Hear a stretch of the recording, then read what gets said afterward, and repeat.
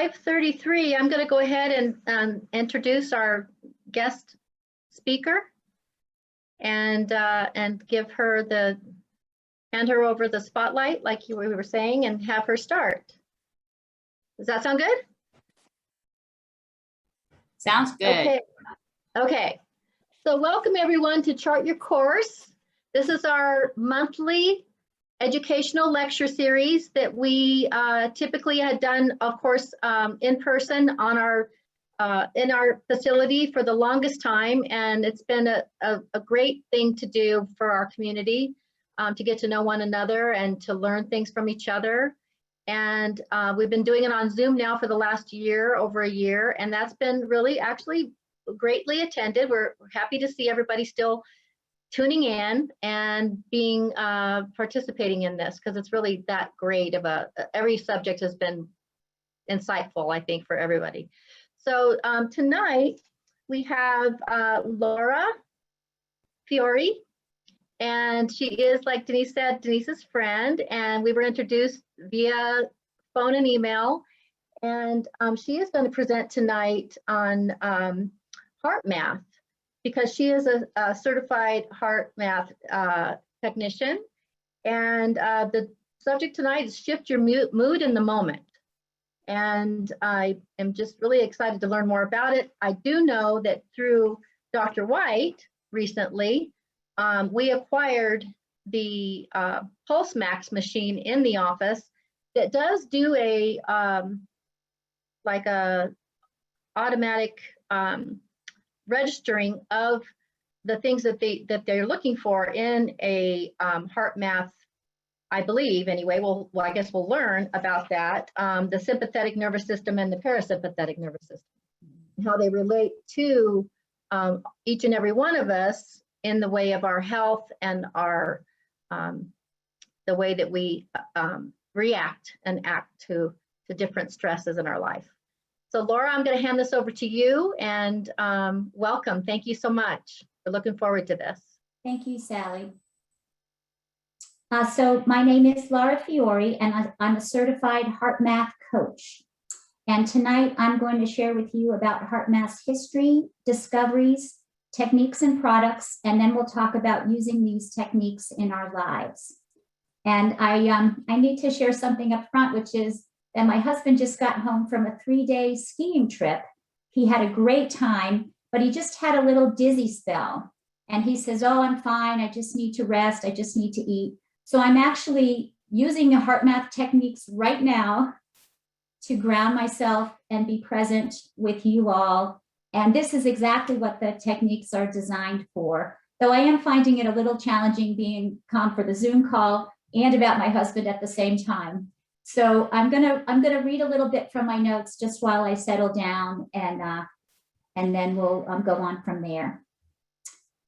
So the HeartMath Institute was founded in 1991, and they are a .org nonprofit.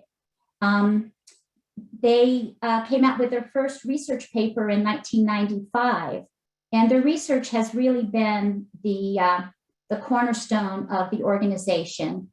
So if you want to look online, there's a heartmath.org, where they actually have over 400 research papers that they've done independently and also with universities all around the world.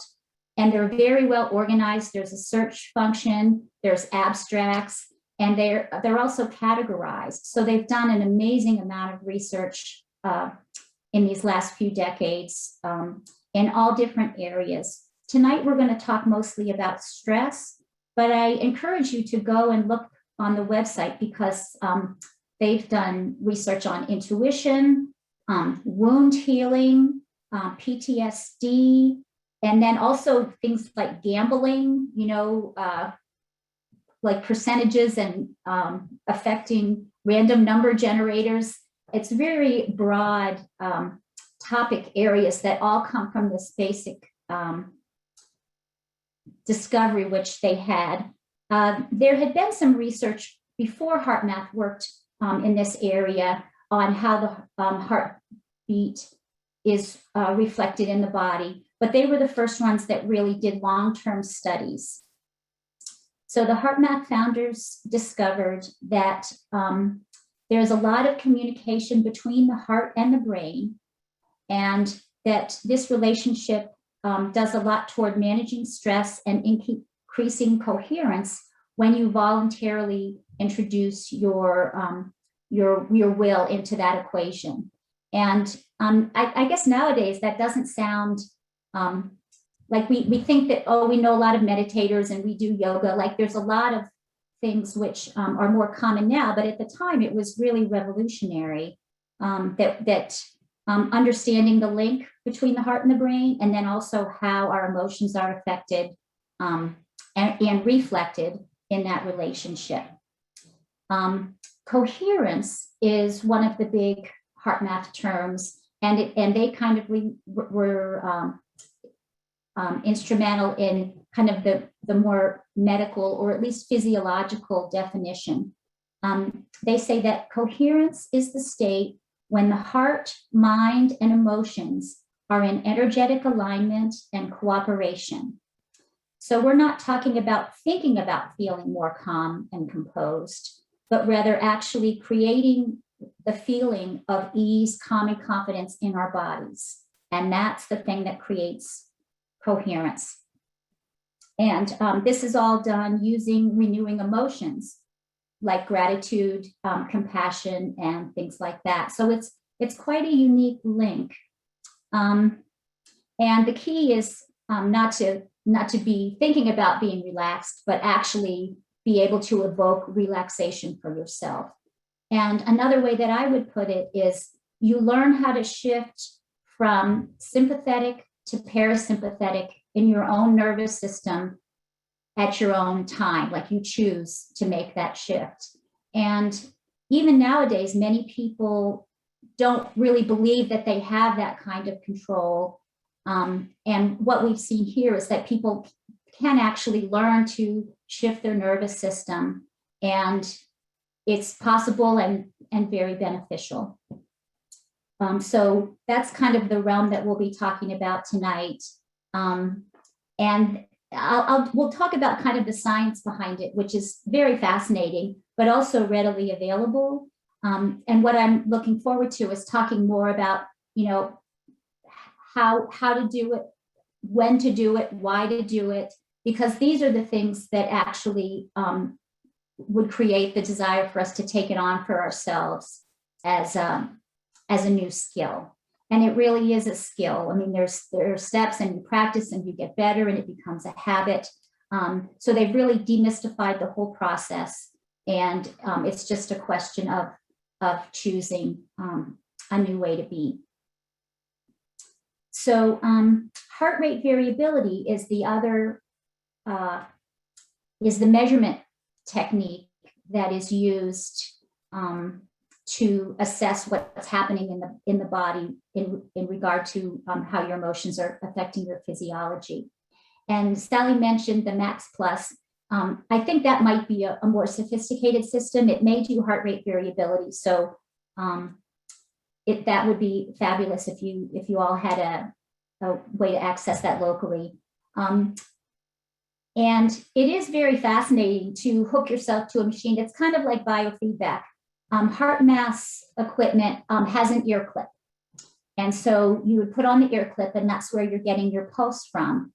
And they have software, they created an algorithm where you can actually see your heart rate variability on the screen. And then you can try thinking about different things, try remembering different feelings, different situations, trying to evoke emotions, and actually watch in real time what's happening. Though that being said, they did invent these techniques before they had in-home like apps on your phone, or you can install it on your desktop. So it's completely possible and often done to learn this technique and be able to feel the shift in your body and to be able to get the benefits without actually using the technology.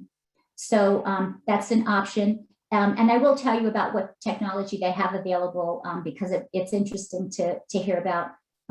But just know that this is all also done completely, manually, low tech. So the heart rate variability, what that is looking at is the space between our heartbeats.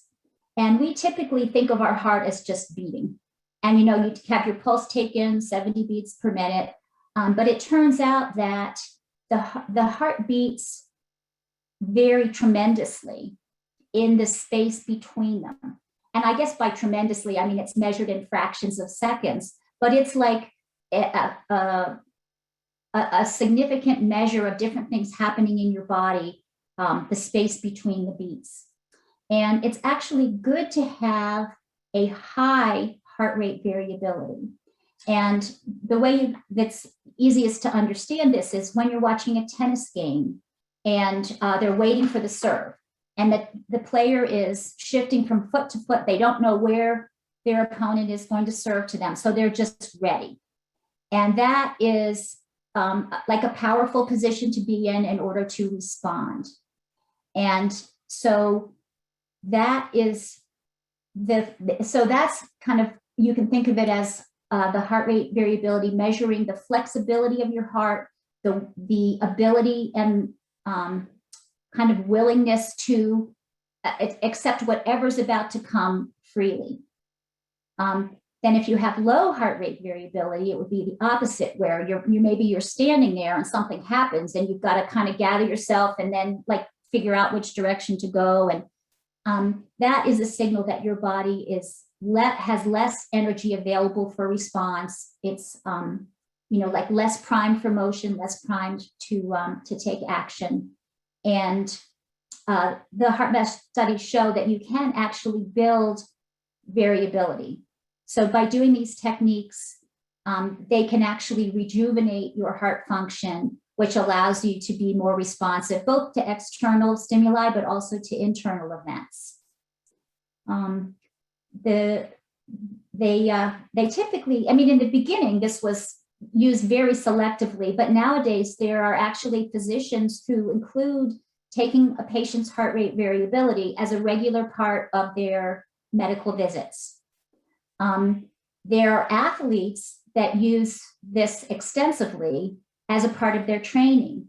They wake up and they take either the ear clip, the finger pulse, and also there's a chest strap. And I've just heard now that there's an ankle or wrist bracelet. So the athlete will take their heart rate variability and they'll decide which of their workouts they'll do during that day based on their heart rate variability. If their variability is high, they'll do a harder workout. If their variability is low, they'll decide to do more of a rest day. And this is done more and more commonly now, especially like in cycling, in running, any of the real strenuous sports where you're really walking a line between performance and recovery. And I've heard it said that recovery is almost more important than performance in some of these sports. So it's fascinating how the heart rate variability is included in many athletic events, but also the HeartMath technique.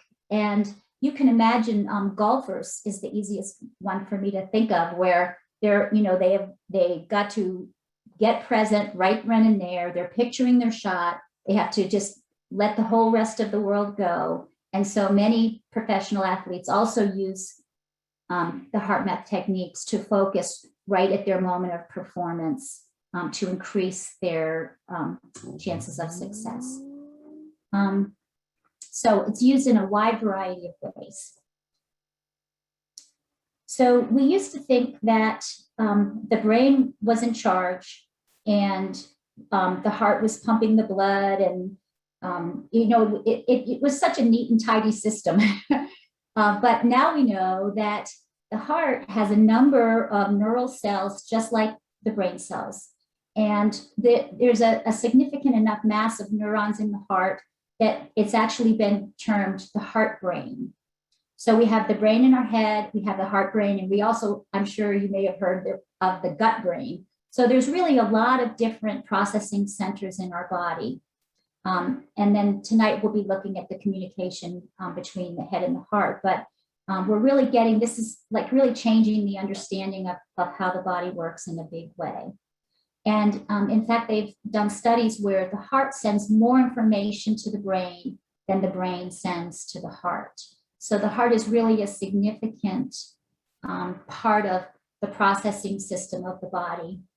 Another little interesting fact is that you can measure the brain's kind of electrical activity, outside the body a little bit.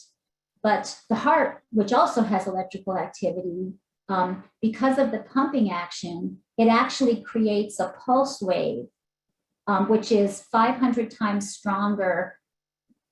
It might even be 5,000 times stronger than the electrical activity in the brain. So the heart can communicate with the whole body instantaneously by this pressure wave. So it really has a powerful effect on synchronizing our systems. And it also can be measured outside the body. And the heartbeat can be measured, like significantly in maybe 3 feet around the body. But with the more powerful monitoring and, I'm not sure of the word for it, but we can look so finely at what's happening in the environment now that it can even be felt like 15 feet away from the body, the pressure waves of the heart. And so when you're talking with somebody and you're in conversational distance, you are actually in each other's pulse wave from the heart. And so that's kind of a significant thing to think about for a number of reasons. If your heart is encoding your emotional state in its beats, and the person you're speaking with is having the same effect, you actually have more information about the person available to you than just what's happening verbally and even body language. Like there's a whole nother level of sensing going on between people because the heart's influence is so powerful. And part of HeartMath's mission is realizing that we can actually affect each other. And if we're in a good place, if we're in coherence, then that can actually affect the people around us. And that's something that's wonderful to think about. It's kind of a responsibility, and it also holds a lot of potential for helping each other. Okay. So what I'd like to do now is just share the basic technique with you. First, I'll just talk it through, and then we'll actually do it together. So let's do that next. So as you might expect, the first step is to focus your attention on your heart area. And this has a number of effects, but the one I want to mention is, like, if you're caught up in thinking about something and you realize that it's not productive, you're going, getting distracted, you're losing your ability to focus, like you're not going in a way that's helpful. Focusing your attention on your heart, actually getting your mind to go for the physical sensation of what's happening in your chest actually shifts your mind away from what it was thinking about, and you're giving it a new task, like hot, cold, tingly, fiery, like you're actually asking your mind to do something different, which breaks the connection with that stressful event you were having. So the first step is to physically take your attention to your heart, but then also you can just bring more like an awareness to your heart, because typically people feel very comfortable when they think about their heart area. You can put your hand on your heart if that's helpful to you. I kind of like to do that because that little tap actually makes my mind to go in a different direction. So it's bringing your attention here, like kind of identifying the physical sensation, if that helps you break with what you were doing before, and then also kind of bringing your awareness to your heart area. So you're doing that. And then also you'll want to take a breath. And it doesn't have to be a deep breath, just kind of a full breath, or I even want to say a conscious breath. And that is also bringing your awareness to the present moment, to right now, to your chest area, and taking you away from what you were doing previously and bringing you right now. And so you're here, you take one breath, and then at this point, you have some options. The nearest thing to like if you're trying to share with somebody what HeartMath is about, it's easy to say, well, it's kind of like meditation. And it is and it isn't, because HeartMath is actually meant to be done in the moment when something happens. So it's not a morning and evening activity like meditation typically is. You can certainly do HeartMath in the morning and the evening, and that can help you build your resilience and practice your technique so that when you need HeartMath during the day, it will be more readily available to you. But the techniques are meant to be done in the moment with your eyes open while you're still in the middle of the situation. And so that's just something to have in your mind as we go through this. So you're in a conversation with somebody and you realize that your mind is starting to go off on tangents. So no one thinks anything of it if you put your hand on your heart, you take a breath, and then my favorite number is 3. My first breath is like, whoa, it brings me right back. My second breath is just like, wow, okay, here I am, I'm back. And that breath is my favorite. And then I typically take one more really conscious breath just as a bonus. So you can do this in 3 breaths. And I time myself, it takes me 16 seconds to do 3 breaths.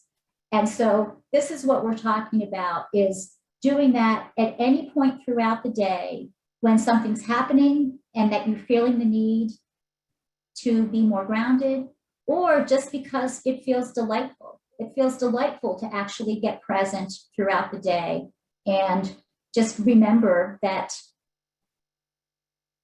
it did, like there is perspective in the world, or whatever your however you want to couch it for yourself. So shift your attention, full conscious breaths.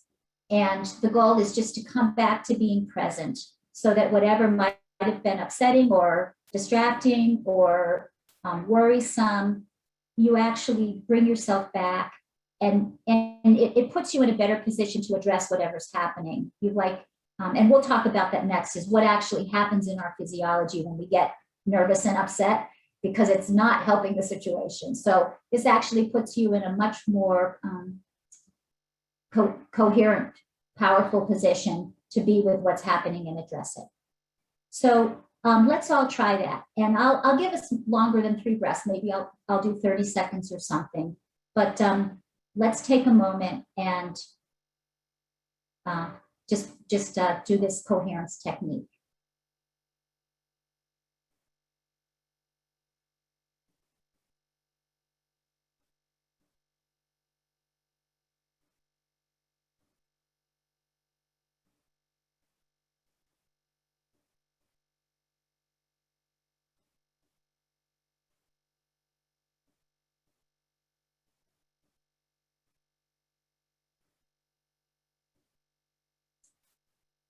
Okay.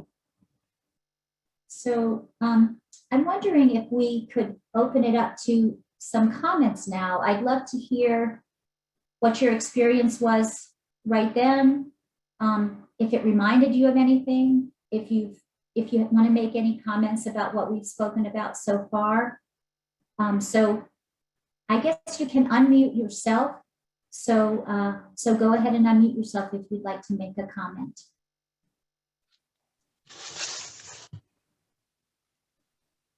Well, my heart rate slowed down.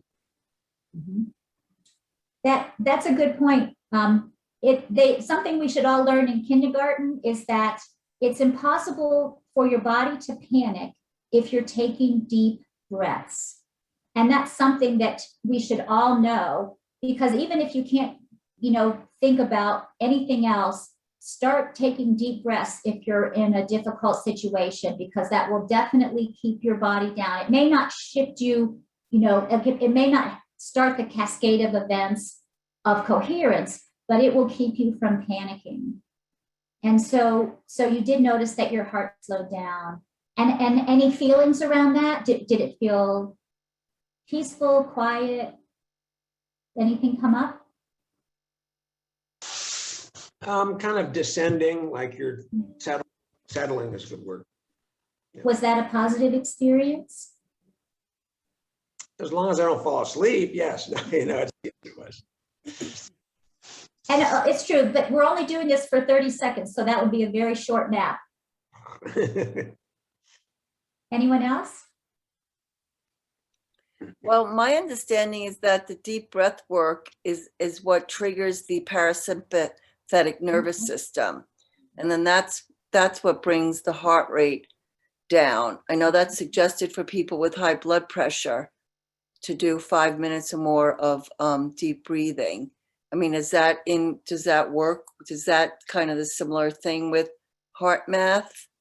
So it is very similar to the first steps that we've talked about. What we'll talk about next is actually bringing up this feeling of gratitude or some other positive emotion. So the breathing can help get you back to neutral. And I guess I would call that a physiological response, and the relaxation is beneficial. But HeartMath takes it one step further. And when you add the positive emotion, that's when your rest period, we'll call it, actually becomes regenerative. Mm-hmm. Like that's when you're actually building positivity that you can take forward.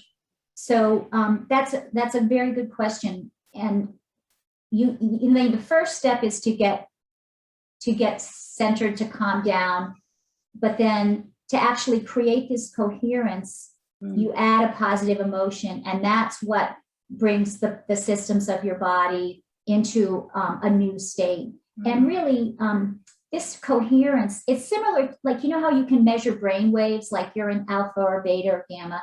Like this is a measurable state where the systems of your body actually integrate and begin to function kind of as greater than the sum of their parts. They're all totally dovetailed, and you're not relaxed, but you become like more present.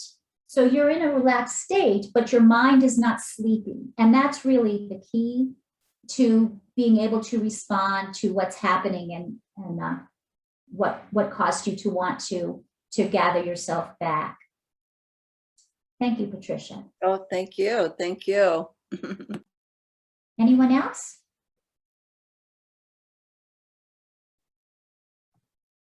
I'll just say that it definitely brings a calm, just taking that moment, like you're saying about the breath and just taking a moment to be present.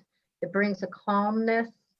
I think even everything slows down, like we were saying, and Patricia was commenting on blood pressure, heart rate, any kind of dilation or anything that would make you feel like you're kind of in that stress mode. And then what I felt was like almost like a breeze came over me, even though I'm inside. Wow, that's lovely. Yeah, it felt really good. So thank you. Okay, anyone else?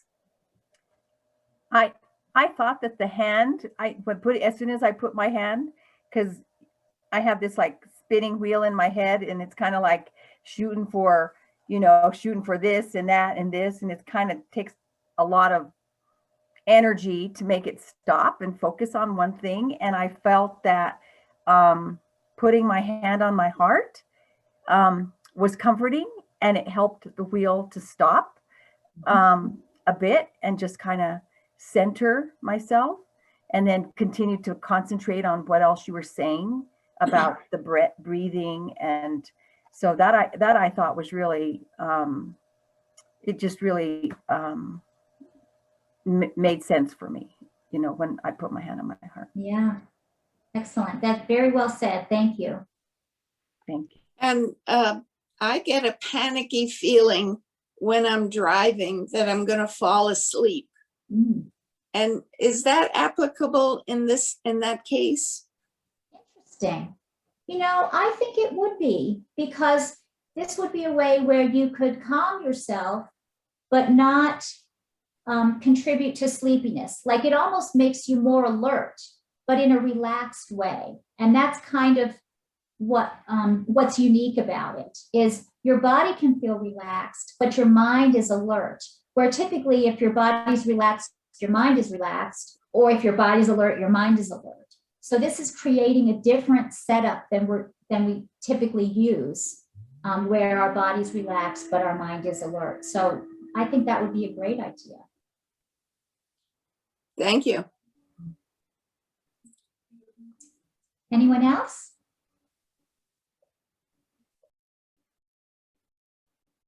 Okay. So what I'd like to do is, throughout the last half of our talk, I think I'm going to randomly pause and just put my hand on my heart and stop talking. And everybody at that point, do your breathing, pull yourself, gather yourself, and just take a moment. And the reason I want to do that is to point out that it's actually possible to stop your day for 16 seconds periodically and have a moment to actually feel good, like to rejuvenate yourself. And, you know, we don't think rejuvenation can happen that quickly ordinarily. You know, usually I like, well, I have to get to lunch, or I need to go home. But really, you can rejuvenate yourself by bringing yourself to the present moment and actually have it be beneficial and lasting. And so it's just a matter of getting into the habit of doing that during your day. So I'll do that, and we'll stop just for a moment. There's so much information here, it's hard to cover in a short time, but what I want to talk about next is this idea of adding gratitude after you've gathered yourself, because that's a real key. And it can be tricky. And that's why HeartMath has a category of people who are coaches, because it actually takes something to identify what the thing is that's so important to you, that if you're in the middle of an argument, if you have to slam on the brakes in your car, and it really takes something to choose to pull up some positivity for yourself in the face of a negative situation. And it's kind of a big topic, and I love talking about this because it's so interesting what different people find for themselves that can cause them to give up the attachment to the argument or the drama and actually take back their agency, because that's what we're really talking about. And it's not common in our culture. Like, if something's happening, we dive right in and get involved. If a friend calls and says, "You'll never guess what happened, my boss told me, da, da, da," and what we say is, "Oh, I can't believe that." We don't say, "Oh, let's take a moment and do our heart-focused breathing." Like, we are all about supporting each other and helping each other process drama, but really that's not beneficial for us, and it's not beneficial for our friends who we're trying to help either. And so this is a real cultural issue, and the only place to start is with ourselves, because if we can choose not to participate, then we can keep ourselves calm and we can help the people around us be calm. And the stress that's created when there's drama happening and we go there, like, you know, you try it on, you're like, I can't, you know, he said that, and then what did you say? You know, like when you go there and try that on, your body does not know that you're not in an actual fight. I mean, you get the hormones, you get, you know, like your whole body takes on fight or flight, whether you're in an argument, talking about an argument, you know, like, and it really, it's this stress which is so negatively impacting ourselves, our friends, our family, our culture, is this high alert of being in fight or flight all the time. And it's perfectly fine to be in fight or flight when it's appropriate, but we need to learn how to pull ourselves back. And also we need to redefine for ourselves what's appropriate, because, you know, as I said, your body only knows how to do what you're telling it. And when you're thinking about an argument, it's the same for your body as if you were having an argument. And so it takes some thoughtfulness to really come to the point where you actually commit to not putting your body through that, not releasing those stressful, you know, cortisol, all the stressful chemicals in your body, but actually really choosing peace. And you're choosing it for yourself, you know, you're choosing it for the people close to you. I'm not sure who said it, but you have to be an island of peace in order to live in a peaceful world. And really the only place we can start is with ourselves. And the way to start is actually choosing to not participate in drama unless it's really appropriate and there's some kind of an emergency. Does anybody want to share anything about that and what's coming up for you? Does it make sense? Does it seem possible?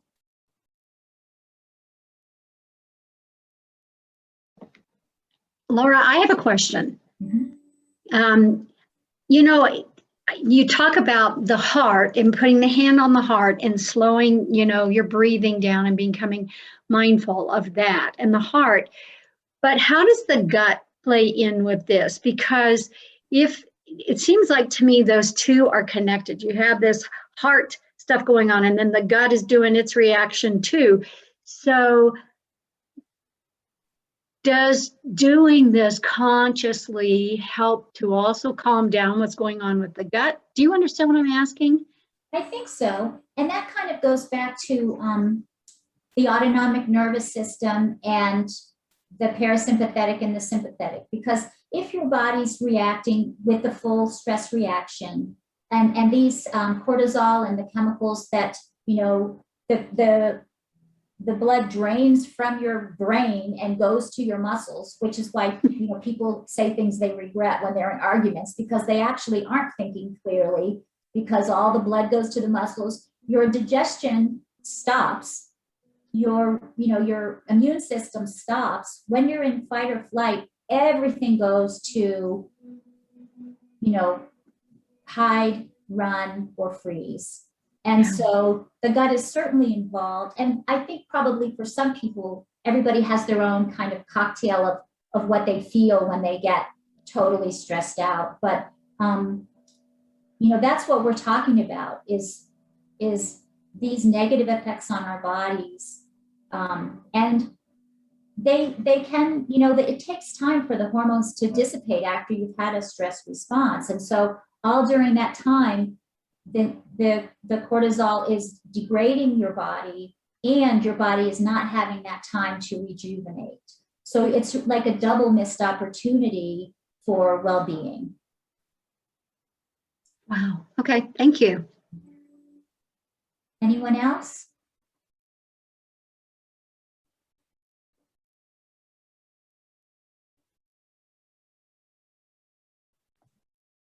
Laura, Oh, sorry. Yeah. no, I'm sorry. I just wanted to mention to you that it's interesting that I can see that this is very practical in the sense that this can be used and practiced by anyone, any age, at so many different times. I mean, this is probably something, a matter of fact, I did see something just recently, earlier today, about a child that used this type of, they didn't even know they were using this, but they were using this with their sibling. I don't know if anyone else saw that. Anyone else saw that today, but it was really cute. And it was, yeah, it was two little boys, and it was a big brother with a little brother who was having a meltdown kind of thing. And he told them to stop and breathe and take 2 breaths. And he talked him through it. Wow. And it calmed him right away. It calmed him right away. I mean, it was really sweet, and it did make me think about tonight. So this is, I mean, I think this could be used by everyone. Absolutely. And HeartMath does make materials for kids. They have quite an extensive program for teens, and then kind of the adult materials as well. Maybe this is a time I can just tell you a few things about them. So if you want to look at what products and books are available, you can go to heartmath.com. So heartmath.org is the research organization, and this will be written in the notes that you'll get.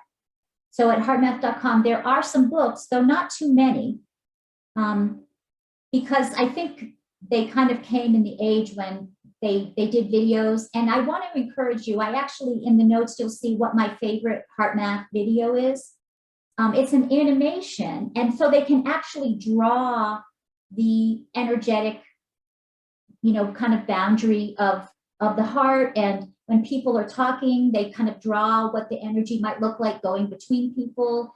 And also it goes on to explain HeartMath's mission, which is really extensive. I mean, they actually want to create a peaceful world by sharing this information. And it's quite impressive. And it was very helpful for me to actually see the lines of energy that we're kind of picturing and talking about, like what is energetically happening when you focus your attention on your heart, and when you're talking with somebody and sharing compassionate understanding and things like that. Well, real quick, let me tell you about their equipment. So if you can get an app on your iPhone or on your Android, and it comes with an ear clip, and the app, it does not show you the heart rate variability per se, but it will give you a tone when you're in coherence and a flashing light color. So it's great when you're out and about, and you can certainly practice with it, and you know when you're in coherence because of the color and the sound, but it doesn't give you the actual picture of your heart rate variability. And then they also have apps that go on your computer or your laptop, which are more extensive and which do actually graph your heart rate variability for you to actually see it. So there's those two options. And I'm going to throw out a price range just because I know I was wondering. So I think that the apps on your phone are about $159. And then if you get the equipment for your computer, it's more like 200 and something. So it's within the realm of a consumer purchase. And if you like technology or are very interested in this, it's certainly something to consider. Though I used mine for a little while, and then I didn't use it anymore. So it could be one of those things. And another option is that, like, maybe Vessel Health could get one, and then people could come in and try it and help them get started. And at least if you tried it, you would know if you wanted to buy one, or if you were good just working with yourself that way. So I wanted you to show you that. And then I also have, you'll see this when you go to the website, but this top one with the jagged is what heart rate variability looks like when you're upset. It's just kind of all over the place. And what you can think of it as, it's like your parasympathetic and your sympathetic are kind of struggling for control. It's kind of like having your foot on the gas and your foot on the brake at the same time. Like you're not you're not getting any traction to stop, and you're not getting any traction to go. You're just all stuck. But then when you do create coherence for yourself, it looks like the bottom. So all of your systems are working together, they're talking, they're working efficiently. And these are the things that you'll see if you do use the app. And also, you know, like what kind of helps you go back and forth yourself. If you look at there's also a huge amount of material online, and I would suggest to everybody that you go to both websites, because there's videos to watch, there's articles to read. They've done a lot of research and testing with like the police department, and they've had heart rate monitors on police officers. You know, and they have the story of the officer, you know, knocked on the door, and they show you a line, you know, knock on the door, and then the door opened, and then the conversation escalated, and you can see the police officers, you know, getting anxious and upset. And then you can see the point where he's like, whoa, and he starts the technique, and he just comes right together. And, you know, it's just really amazing. When you have the story and the graph right there to watch, you can actually see the man's whole reaction and how it benefited him to get through that situation and resolve it calmly, because he wasn't upset. And that, I mean, that's the thing. I mean, if you learn this, you're the one that's not upset, and you can be in a difficult situation, and you can be the voice of calm, the voice of reason, and you can help situations diffuse, you know, even if you don't say anything. But if you're standing there and you're radiating this, it can be of benefit to the room.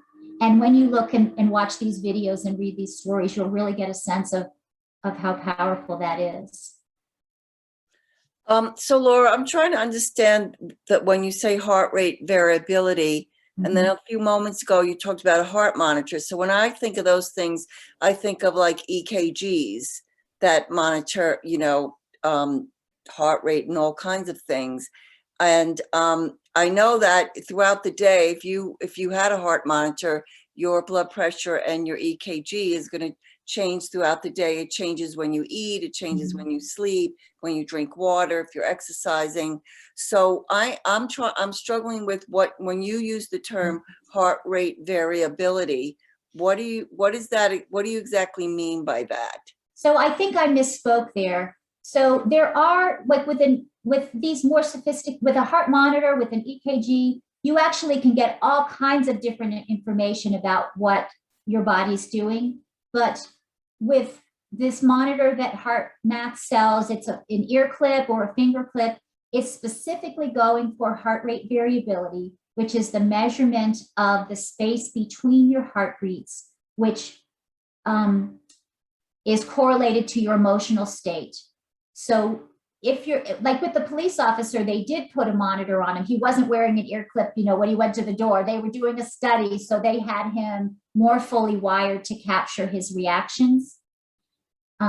So that's the difference. Like in a study, he would have been monitored all the time, whereas you and I, we would wear the ear clip as we're learning, and then we're out in our you know, shopping or in the store or with friends or with family, and then something happens, and we would have learned how to make this transition for ourselves, to bring ourselves back, to gather ourselves up, to be present and available and calm in the moment. Is that clear? Yeah, I mean, I do understand what you're saying.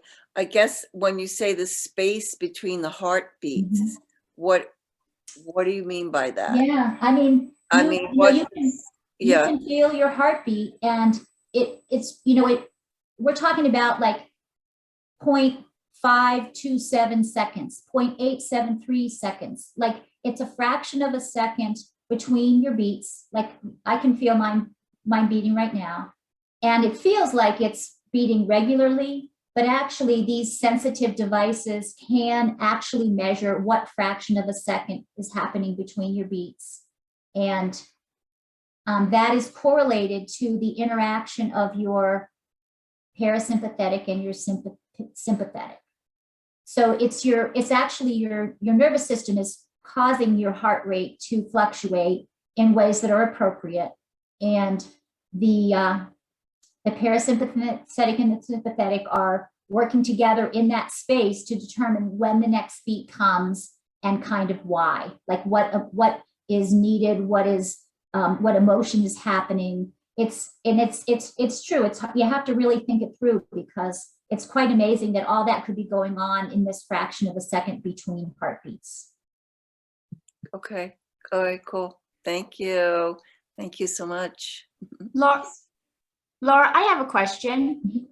I understand, the scenario with the police officer was really clear, and I could see watching an individual going through a situation and seeing, how the heart was affected. I don't understand how it will be beneficial if someone comes into the office, because we're coming into the office. They may have an elevated heart rate because they're nervous, but how do they get to see that variability in different situations in their life if they're coming into the office, or they have it on their computer at home? So those are used for practice, because in the beginning, it's hard to tell, like, am I calm? Am I relaxed? Or am I in coherence? Like, those are tools that you would use to practice until you became familiar enough with the sensations that you realize, yes, okay, this is, and you can figure out what to imagine. And I'm not going to say think about, because imagine has the sense more that you're like pulling it up in your body. And let's talk about those specifics now, because it's one thing to take the breath and to get present, but then you have to put something in that space that you just created. And some of the suggestions that are offered are sometimes maybe not to think about a person, because relationships between people tend to be complicated. But if you have like a grandchild or somewhere where you have a purely loving relationship that's not complicated, you can think about that kind of a personal relationship. A lot of people think about their pets, because oftentimes that's just a purely uncomplicated, loving relationship. Sometimes people imagine themselves in their garden. Sometimes people have a favorite, like they've climbed up on Sandia so many times that they have a favorite place they sit and look out, and it's just like, ah. So as you're learning this technique, and as you're trying to choose and craft for yourself what the thing is that's going to allow you to let go of the drama in front of you and actually be present and positive, compassionate, loving, joyful. And also you can use humor. Like, I have this picture of my dog, and he was in the back seat, and we have this net in between the back seat and the front seat. And he had pressed his face right up, and so like his nose was sticking out, but he had this whole net like on, and it just cracks me up every time I think about it. He's such a goofball. So like, you want something that just like the feeling of that makes me chuckle, like something that actually brings your body to the memory, to the place, to the feeling, because we really want our body to be able to recover from the beginnings of that stress response. We rein ourselves back and we give ourselves something beautiful to sit in, because it's actually the beauty of the feeling, the compassion, the love that triggers the coherent response. So it's the breathing is the first part, but then when you generate something positive, that releases the hormones, that causes the rhythms to synchronize, and that's the thing that actually keeps you in a present, rejuvenated, state. So right now we're talking about the difference between practicing and then actually going out and using HeartMath when you need it, because you've practiced and you feel confident that it's just a part of your toolkit.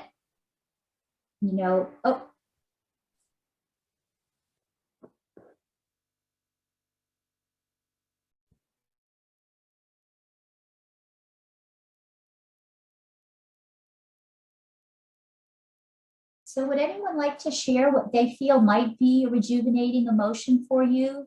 You know, something that could actually, you know, kind of well up in you and cause you to shift your state?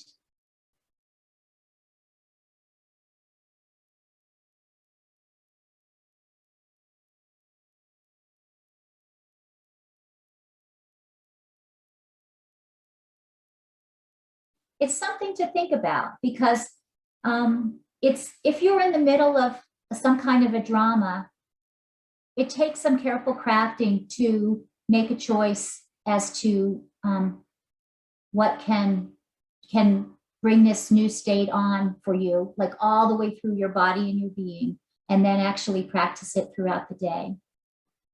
So we're running out of time, and it's kind of a good place to finish, because this is the part where, you know, think about everything we've talked about, think about, and notice, I think we have more of a capacity to shift ourselves than we know. And that's something you can think about. Like when you go to the grocery store and you're looking at the lemons and you can't pick them up and squeeze them all and find the one you want. You're kind of like, I want that one. You know, like we really use that intuitive choice more than we realize. And that impulse where it's not really a thinking choice about the lemon. It's like that lemon.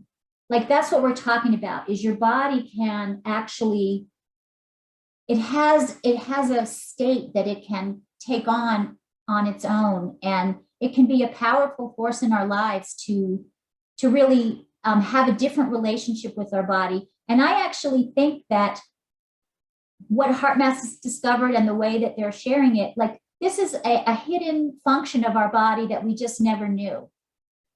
This is a whole new realm of something that our body can do that we just never knew before. And it's a cultural thing. We just don't, culturally, we're not taught that our bodies can do this, and so we don't do it. But we actually know now that our bodies can kind of step up and transform our experience and you know, participate our hearts and our brains. Like there's something here that's very powerful and fairly new to most of us, but that can be a huge benefit to our health, our happiness, and our peace. And I encourage you to look to HeartMath for inspiration. Even if you don't choose to learn this technique, I think they have a lot to offer in terms of helping us know what's possible, because they, you know, when you follow this path, you know, first you're doing this breathing for stress, and then you realize that, you know, your intuition's getting better. And then you realize that, wow, I'm having more creativity than I used to. And it's kind of a cascading effect that starts with this very simple technique. But as you start using your body and this new creation of synchronicities in a new way, you actually find all sorts of other benefits. Okay, anyone want to share anything else about your experience tonight, or your thoughts? Or And I'll just jump in here for people that may still be vague, and I'm not trying to say anything that Laura hasn't already said, but HeartMath is basically a biofeedback device, okay? And it is based on the principle that the time interval between your electrical depolarizations of your heart, the time interval, they call it space, but it's the time between one electrical depolarization and another, can vary, okay? Our hearts are rarely 100% static. That is, they're 100% beating like a metronome. The beats vary, and the more they're varied in the time interval between those depolarizations, the more we're in parasympathetic tone. And the more that we have sympathetic overdrive, it pushes our heart rhythm to be more and more regularized, or the time intervals. So what HeartMath is doing is it giving you a tool where one hooks oneself up, and one can basically use thought processes, like Laura's intimating, to control one's heart rate variability. And that becomes a learned technique that can be employed in all kinds of situations. So that, if anyone wasn't told, I don't know if that was any clarifying, but that's kind of what the essence of it is. Mhm. Thank you, Dr. White. Yeah, thank you. Yeah. Mhm. Like visualization, right? Say again? Like visualization? Yes, it is. But that's what Laura was going to. Right. One is a technique to just calm yourself with breathing. Then the other next level is to use mental imagery to even go beyond that and derive more parasympathetic tone. And if one was watching your heart rate variability, you don't see an EKG. You can, but what this system does, it measures the time between each beat. And if it's quite regular, then it's sympathetic overdrive. And if it's irregular,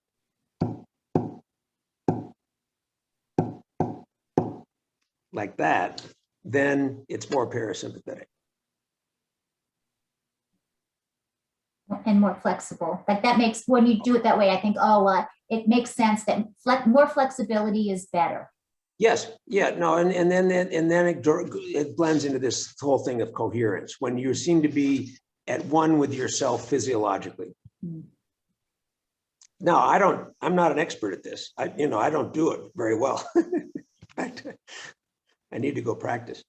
But it can be very useful. And it's obviously, from Laura's explanation, it can be done very quickly. And that's probably its greatest benefit in the moment, as opposed to a preventive kind of structured practice.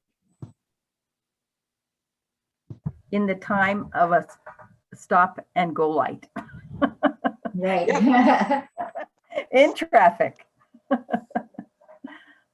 Well, thank you so much, everyone. Thank you for coming and for sharing your thoughts. And it's been a pleasure. Yes. Thank you too. It was a pleasure. Thank you, Laura. It was wonderful. Thank you. It was very interesting. Yes. Yeah. Yep. It was great to see everyone. Thank you, Laura. Thank you, Laura. Thank you. It's really a great way to learn more about HeartMath, because I'm intrigued. I think there's so many ways that this could be just a game changer for the entire race. Yeah. Our entire, for everybody. I mean, because this is going to help. Like you mentioned, your dog. This is going to be something that your animals will benefit from it. Really. So that's why when I said race, I was like, wait, no, that's not right. It's just the entire population of all species, because it just means kindness. I think it just means that you're stopping and thinking and really contemplating what that action or reaction and that whole pent up whatever that is that's going to exude from you is going to bring about, and how it's going to be, not beneficial or beneficial to yourself and anyone that's around you. So it's huge. It's huge, I think. So thank you. And I want to know more. And I appreciate you spending the time with us today, and all of our participants too. Thank you all very much.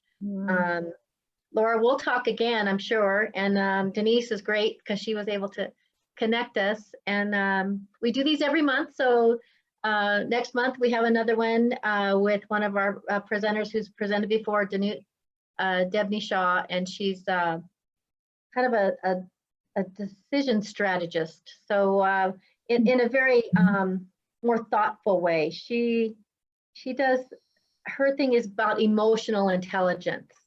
And I'll send that flyer out here momentarily as we get closer to that. But it'll be on the 21st of April. Just wanted to let everybody know. Your husband feels better.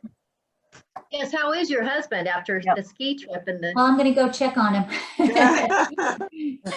Wow. Okay. Okay. Good night, everyone. Happy St. Patrick's I love Day. all the dogs. Bye. Bye. Oh, yeah. Happy Double or dog. St. Pat. Yep. happy Enjoy, St. everybody. Patrick's Tricia. Bye, Laura. Bye. Thank you. Good night. Good night. Bye, Jean. Bye-bye. See you night, all. tomorrow. Thank you, Denise. See you tomorrow. We'll talk